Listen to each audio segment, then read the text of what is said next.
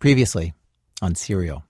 He kind of just always generally annoyed me because just the constant paging her if she was out. Each time that she ended the relationship or took a break, it was never a thing where I was like pestering her or like going to her house, knocking on the door. He said to me that he was going to tell her his car was broken down and ask her for a ride. This is a Global Tel-Link prepaid call from Adnan Sayed, an inmate at a Maryland correctional facility. From This American Life and WBEZ Chicago, it's Serial. One story told week by week. I'm Sarah Koenig. The cops who investigated the murder of Hae Min Lee were both experienced Baltimore City detectives. Their names were Ritz and McGillivray, Bill Ritz and Greg McGillivray. And how I wish right now that I could play you tape of their perspective on this case. But they didn't want to be interviewed.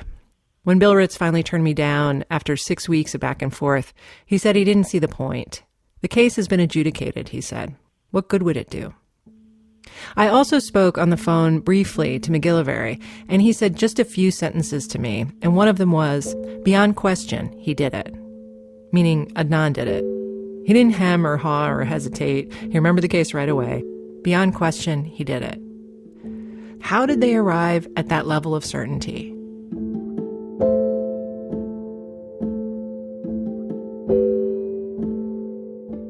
Before Hae's body was found, this was a missing person case. She disappeared January 13th, and the investigation starts out a little slowly, which makes sense to me. She's not a small child. She's 18. She's got a car, which is also missing. That first day, the police call around to her friends. They talk to Aisha, to Adnan. Remember, that's when he tells them he's supposed to get a ride from her, but didn't. The next day, they call around to hospitals, hotels, motels. They check the area around the high school parking lot where she was last seen. You can see from their reports that they immediately hone in on the most time-worn explanation for such disappearances. The boyfriends, current and former. That first day, they called Don, her new guy. They check the area around his house, which is in another county northeast of Baltimore. Over the next 2 weeks, they keep going back to Don and to Adnan, asking more questions. They check Don's alibi. He was indeed at work at the LensCrafters store the day Hae went missing, his manager tells them. And they talk to Adnan's track coach to check Adnan's alibi. And it's inconclusive. The coach tells them he can't be sure Adnan practiced that day. They don't take attendance. On February 6th, they do that awful, foreboding thing you see on TV sometimes. They take a team of dogs to check the wooded areas and fields around Woodlawn High School. They used Hae's curling iron for a scent. On February 8th, they make a report saying they're going to check Hae's computer, her AOL account, for clues. And then, on February 9th, their search stops, and a new suspect emerges. Testing 1, 2, 3. Testing 1, 2, 3. This is tape from a police interview of the man who finds Hae. He's a little hard to hear on the tape. He's soft-spoken. I'm going to call this man Mr. S. I don't want to use his full name for reasons I promise will become clear. Mr. S works in the maintenance department at a local school. I think I may have discovered a body in Lincoln Park. I think I may have discovered a body in Lincoln Park, he says. Before I get to the slightly off-kilter story about how Mr. S discovered this body, just a word here about Lincoln Park. It's actually spelled Leakin Park, L-E-A-K-I-N, but almost everyone in Baltimore pronounces it Lincoln Park. It's huge, over 1,000 acres, on the western edge of Baltimore City. It's got a reputation, and not for the beauty of its woods or its trails or its nature center. What it's known for, sadly, is dead bodies. Mention Lincoln Park to people from Baltimore, as I often did, and you're pretty much guaranteed to get a comment like this. While you're digging in Lincoln Park to bury your body, you're going to find somebody else's. That's Lincoln Park. When I told the rental car guy in West Baltimore I was working on a story about a girl who was found in Lincoln Park, he said, "Oh yeah? My uncle was found dead in Lincoln Park." A macabre website dedicated to Baltimore murders lists 68 bodies found there since 1946, though the list is missing at least 7 years of stats, so that number is probably low. A lot of law-abiding Baltimoreans, they don't even really know where Lincoln Park is. Rabia Chowdhury, that family friend of Adnan's who first contacted me about this case, when she was explaining it to me, she said, "Yeah, and how is Adnan supposed to get to Lincoln Park so fast? It's like an hour into the city." Lincoln Park is nowhere near the school. Her brother, Saad, Adnan's best friend, he didn't know anything about Leakin Park either. After Adnan had initially got arrested, when I was on the phone with him talking, like, when he was locked up, I was like, Lincoln Park, I'm like, where is that? Do you even know where it is? Have you ever been there? And he's like, I have never been there. I don't even know where it is. So, I mean, living around here, we don't know, but it's somewhere in the inner city. Where Hay was found is, in fact, less than 3 miles from where Saad and Rabia are sitting right now in an office across the street from Woodlawn High School. It's about a 7-minute drive. They have no idea. We wouldn't go there. We'd go to the harbor, somewhere nice, but yeah, there's no reason for us to go there. I'm explaining all this just to say that the simple fact that Hay was found in Leakin Park, for a lot of people, that alone made Adnan look innocent. Like, what's a nice boy like you doing in a park like this? And I walked around through the bushes and everything. So now, Mr. S., he also told the cops he'd never been to that part of Leakin Park before, though he did seem to know that people go fishing back there. Here's what he told the cops. At his job, he'd gotten a work order to shave down a door. But the school didn't have the tool he needed, a plane. He had one at home, though. So during his lunch hour, he said he drove his truck home, got the plane from his basement, and before he left, grabbed some sustenance out of the fridge. I grabbed a beer out of my refrigerator. It was a 22-ounce Budweiser. And I was drinking on my way back to school where I work at. And I had to go to the bathroom, so I pulled over. And I went further in the woods so no one would see me urinate. And when I discovered what looked like was a body in the woods. So he's drinking this 22-ounce Budweiser, and he's heading back to work. And his route to the college is through Leakin Park. And suddenly he has to pee, badly, he says. He stops on Franklintown Road. He's about 3 miles from work. There's a small pull-off and some concrete barriers, and he walks back in there. Quite a ways, it seems like, for a guy who just has to pee. Later they'd measure. 127 feet back into the woods is where he goes. This next tape is a little upsetting. And I got back that way. I was getting ready to urinate when I looked down. I seen something look like hair. Something was covered under dirt. And I looked real good again. And until I seen what looked like a foot. What drew your attention to the area that you went to? There was something there. It was an open area. An open area? Mm-hmm. Okay. But there was also a fallen tree, is that correct? Yes, it was. All right. I mean, did you go to that area for a certain reason? No. No? No. All right. They're suspicious of Mr. S., who by this time has become a suspect in the case. This tape was made on February 18th, 9 days after Mr. S. reported finding the body. They're going over the details carefully because there are parts of his story that are a little weird. One of them is this thing about the fallen tree.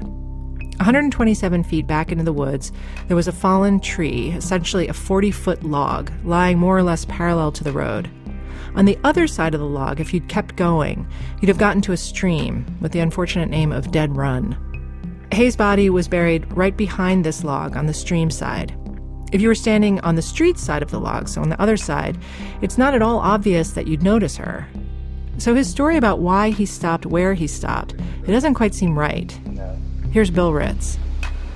When you're walking back to this area where you finally stop, why did you pick that particular area?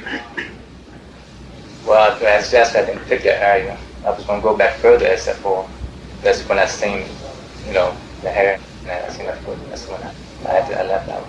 You said you were going to actually go back further? Yes. In this part of the tape, you get a sense of how Ritz and McGillivray operate together, or at least what I've gathered from listening to a bunch of these interviews. McGillivray starts out, all non-judgmental. Just tell me your story. Then Ritz comes in and says something like, just help me understand here, and asks some harder questions, exposing weaknesses in the narrative. Then McGillivray will come back in, but now it's a tougher McGillivray, and he's asking direct, sometimes harsh questions that seem like they'd be good at pushing someone off balance. Like this one, sort of out of the blue. Have you ever been inside that girl's car before? Oh, no. Never. Back to the fallen tree. Here Ritz is saying, wait, I thought you told McGillivray you stopped at the log to pee, but now you're saying you were on your way farther back? Stop there, you said before that you were getting ready to urinate. Mm-hmm. And then that's when you looked down and discovered the hair. Yes. And now you're saying you're going to actually go back further? Oh, before I discovered it. Before you discovered it? Mm-hmm. maybe I'm a little bit confused. As you're standing on the south side of the tree, between a tree and the road. This doesn't ever get cleared up, really, and they sort of let it go. But a bunch of things are fishy. The path he takes back into the woods, it doesn't really lead to the log. So why does he end up there? He didn't need to head toward the log to find a hidden spot to pee. There are so many other choices. And if you're walking through brush and brambles, wouldn't you sort of naturally avoid a big log you'd need to step over? What they're trying to get at is, did you really just stumble on this body, or were you looking for this body because you already knew where it was? That is a reasonable question, because Hayes' body wasn't just hard to spot. It was nearly impossible to spot. All right, we're in the state's attorney's office. We just got delivered the first box of what they're saying is disclosable under whatever Public Information Act that I did. I didn't understand how camouflaged the body was until I saw photos of the crime scene, the way Mr. S. found it, before they removed the body. I was in the state's attorney's office in Baltimore. I went there with a crime reporter from the Baltimore Sun. His name is Justin George. I've been talking to Justin about the story, and he's interested in maybe writing about it too. We opened a packet of photos together. Some of them were awful to see, as you'd imagine. There was one where you could make out a bit of black hair amid dirt and leaves. How did he notice that? How can you notice the body? I don't understand that either. I mean, it's pretty well covered. Yeah, there's barely anything showing. Wait, are we supposed to be looking at something there? What is that? Is that her? That's her. That's all he saw? Yeah, looks to be part of the body. Yeah, I expected it to be more visible than it is. Justin and I weren't the only ones who had this reaction. The city's surveyor, a guy named Philip Budemeyer, went out to the burial site to measure the distance from the road. This is before they disinterred her. Here's Budemeyer testifying at trial. When I arrived at the site where the body was, there was a log on the ground approximately 40 feet long. Okay, I stepped over the log. I walked along the edge of the log expecting to find a body real soon. I never saw one. At which time, had I taken one more step, I would have walked on the grave site where the body was. And at that point, there were others on the scene? Yes, ma'am, it was a lot of people there. And at some point, did somebody point out to you the exact location? Yes, ma'am. The detective pointed to the site. I looked down at the ground, and I said, well, I don't see any body. It wasn't freshly disturbed. It was not freshly disturbed. Yeah, it just blended in with the natural surroundings of the ground.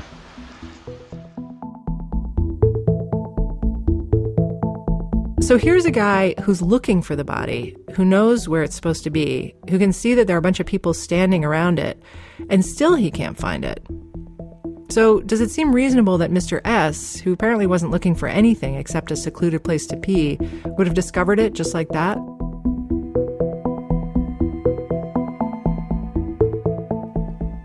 The other thing that's a little odd is this business of having to pee. The spot where Mr. S. stops is only a few miles from his house and only a few more miles from his work, yet he can't wait. Here's Detective Ritz questioning Mr. S. again. While you were at home, did you have to urinate or use the bathroom at all? No, I didn't feel like I had to go at the time. So within 7 or 8 minutes, how much of the 22-ounce beer had you consumed? I think it was almost empty. It was almost empty? In that 7-8 minute period, you had to go to the bathroom. It was, yes, it was an urgent need, would you say? Yes, it was. Yet Mr. S. says he never actually does pee in the woods. He says he ends up waiting until he gets to work. Which, okay, maybe that makes sense. You've had a shock. But why would he walk so far in the first place if he was just trying to have a quick pee? And why was he studying the ground? Ritz asks him about this.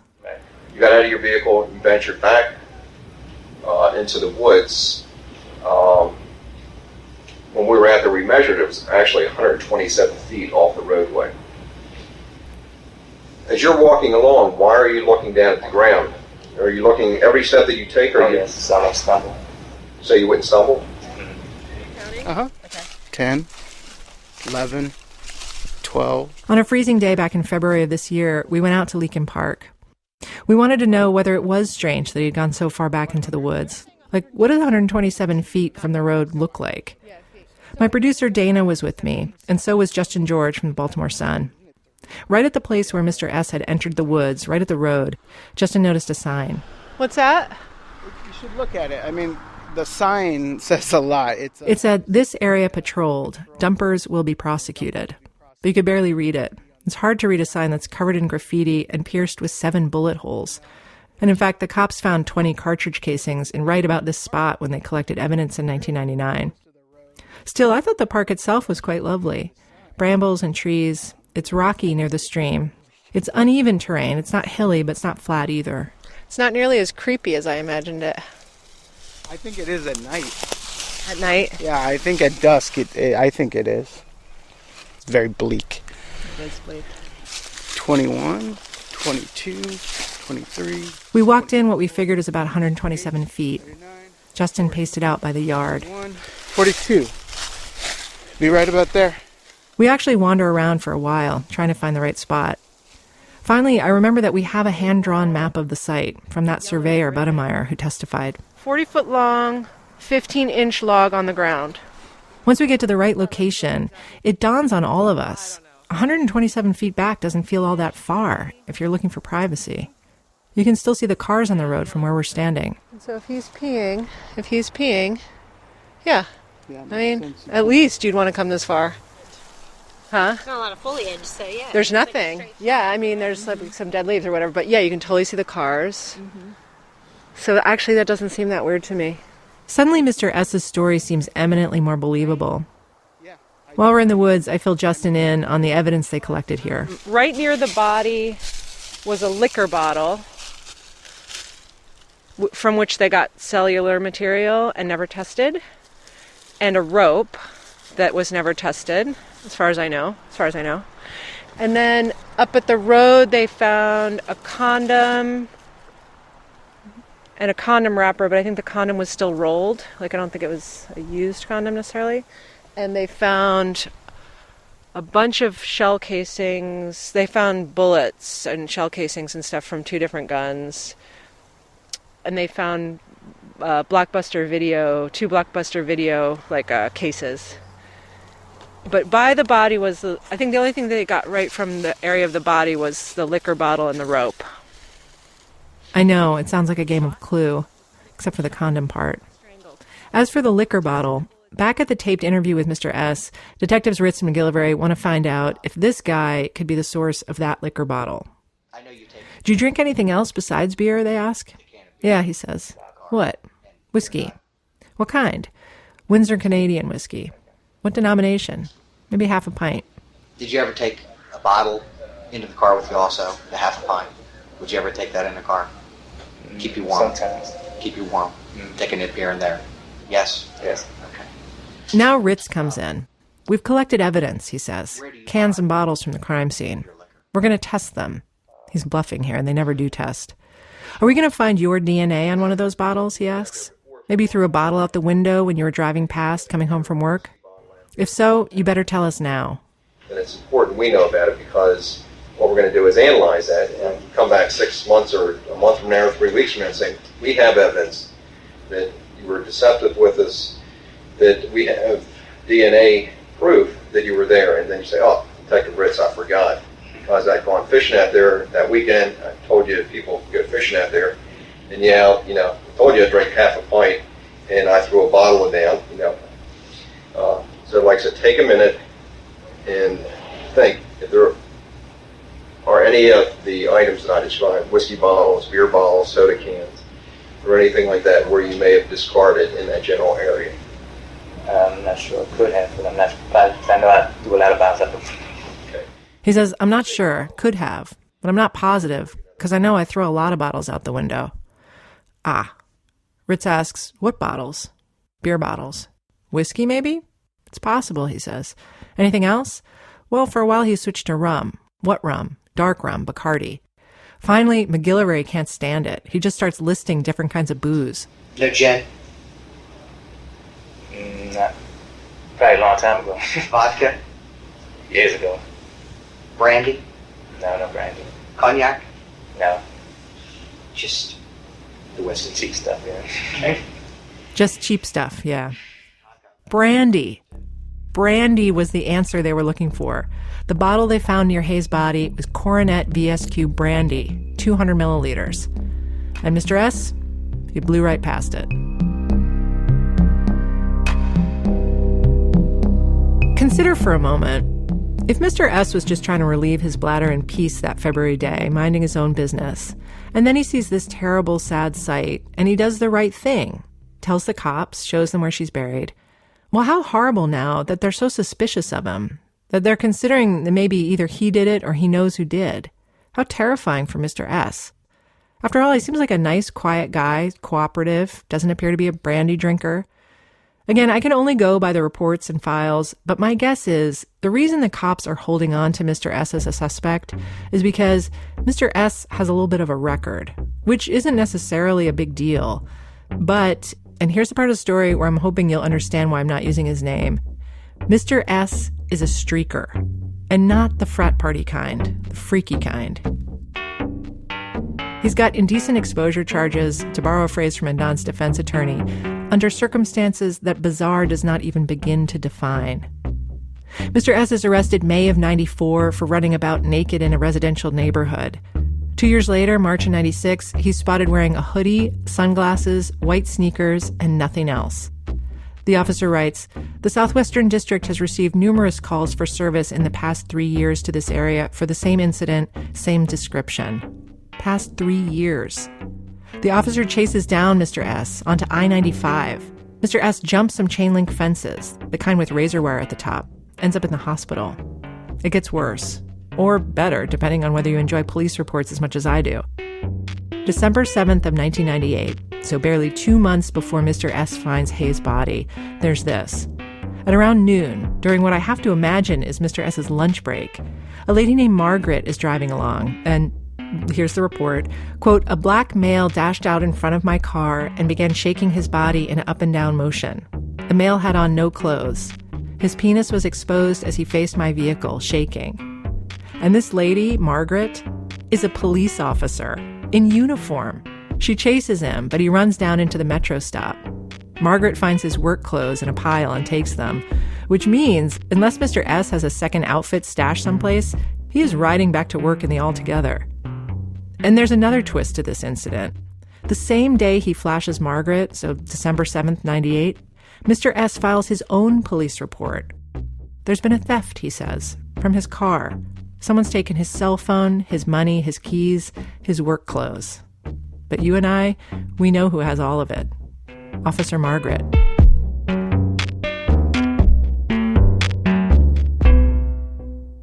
Streaking isn't a violent crime, or necessarily a sexual one. And there's no evidence that Hay was sexually assaulted anyway. But you can imagine both sets of eyebrows rising on Ritz and McGillivary's faces when they see these reports. It's strange behavior. They never asked Mr. S about it on tape, but I figure he knew they knew, and they knew he knew they knew. The same day they interview him on tape, February 18th, they also give him a polygraph test, which he fails. Deception indicated is the conclusion. But the tester also said Mr. S seemed to be nervous because apparently he had an important meeting with a realtor that day. His wife is expecting him to pick her up. So the tester recommends a do-over. About a week later, they give him another polygraph, this time with different questions. For instance, do you know if that girl you found died because she was hit with a tire iron? I guess that's a thing. This time the result is no deception indicated. He passes. And very quickly, Mr. S fades from their view.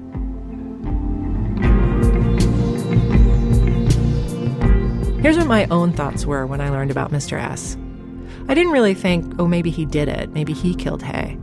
But I did wonder if maybe he'd heard something about the crime and about where she was buried.